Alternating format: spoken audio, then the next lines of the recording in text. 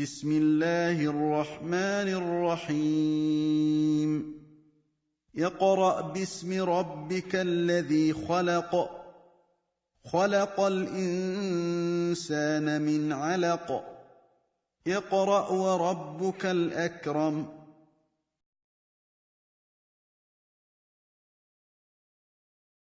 Assalamu alaikum wa rahmatullahi wa barakatuh.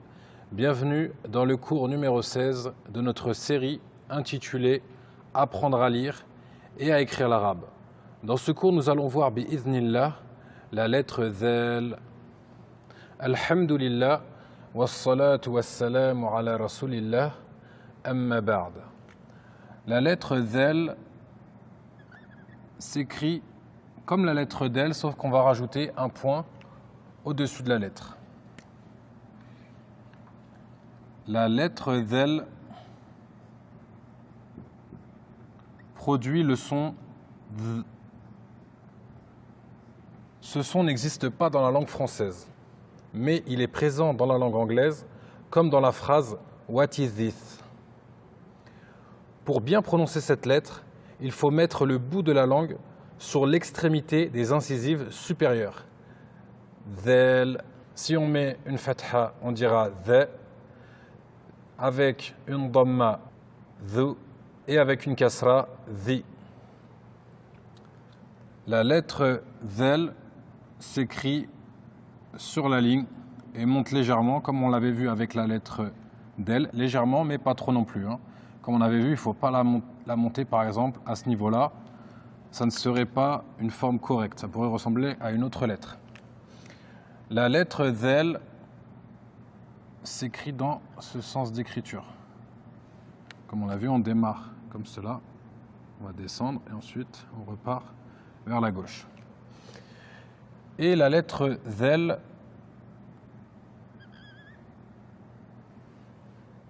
s'accroche avec la lettre qui précède, et attention, comme la lettre Del ne s'accroche pas avec la lettre qui suit. Donc là, on a déjà vu plusieurs lettres qui ne s'accrochent pas avec la lettre qui suit. Nous avons vu le alif, la lettre Del, aujourd'hui la lettre Dhal, et également le waw qui est voyelle longue et parfois lettre également. La lettre Dhal, lorsqu'elle est en position seule, elle s'écrit comme nous l'avons vu dans les exemples, comme cela. Sur la ligne, on rajoute le petit point. Donc, si vous avez bien compris la leçon sur la lettre Del, Inch'Allah, pour l'écriture, il n'y a pas de problème, ça sera la même chose, sauf qu'on rajoute le point, comme ceci. Lorsqu'elle se trouve au début d'un mot,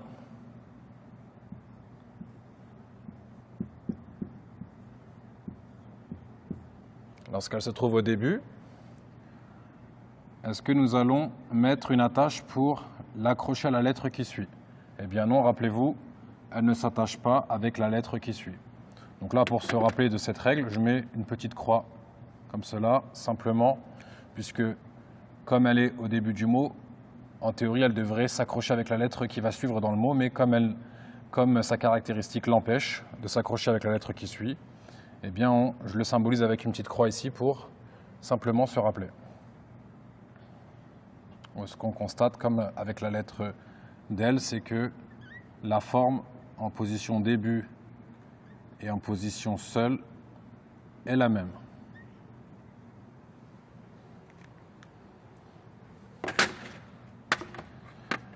Lorsque la lettre Del se trouve au milieu d'un mot,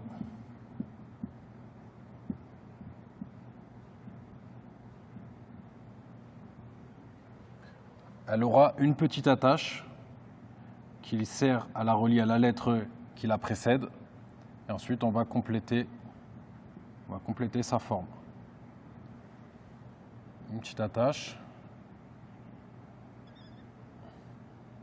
Ensuite, on complète la forme, tout simplement.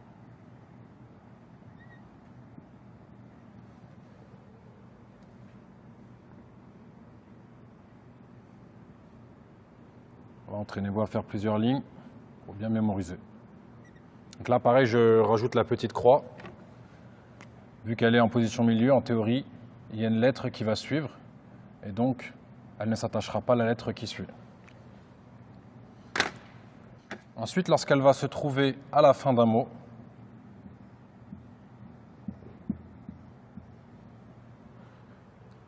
elle aura pareil une petite attache qui viendra avant pour se relier à la lettre qui la précède. Mais par contre, elle n'aura pas de lettre qui viendra après puisqu'elle est en position fin. Donc elle s'écrira de la même façon que lorsqu'elle se trouve au milieu d'un mot.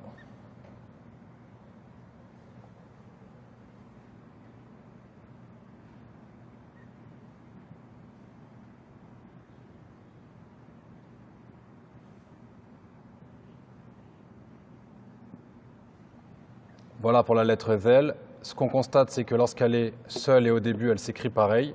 Et lorsqu'elle est au milieu et à la fin, elle s'écrit pareil. Pour finir ce cours, nous allons faire un petit exercice, Inch'Allah. Simplement, nous allons relier les lettres suivantes. La lettre Zel avec la lettre B, avec un Alif, et encore la lettre B. Alors sur la lettre Zel, nous aurons une Dhamma. Sur la lettre B, nous aurons une Fatha. Ensuite, le Alif sera voyelle longue. Et sur la lettre B, nous aurons une Dhammaten.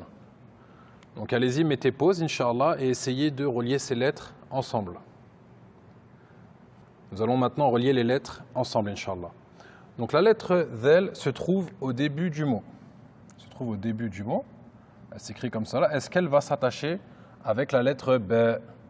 Non, rappelez-vous, elle ne s'attache pas avec la lettre qui va suivre. Donc, un petit espace, et là, on va écrire la lettre B. Par contre, la lettre B, ce qu'on constate, c'est qu'elle est au milieu, et il y a un Alif après. Est-ce qu'elle s'attache au Alif, oui ou non? Oui, elle s'attache. Donc, elle va s'écrire en position début, la lettre B, comme cela, et ensuite, nous allons faire le Alif directement, Inch'Allah. Ensuite, après le Alif, nous avons la lettre B. Est-ce que le Alif s'attache avec la lettre qui suit? Non, il ne s'attache pas. Rappelez-vous le cours du Alif, on a vu qu'il ne s'accroche pas avec la lettre qui va suivre. Donc nous allons simplement écrire la lettre B dans sa position seule. Voilà. Et ensuite, on va remettre les voyelles. Donc la Dhamma avec la Fatha et ici la Dhammaten. Et donc nous avons le mot Dhubabun. Dhubabun. Dhubabun qui est une mouche. J'espère que ce cours a été clair, qu'Allah Ta'ala vous facilite et je vous dis à bientôt pour un prochain cours, Inch'Allah.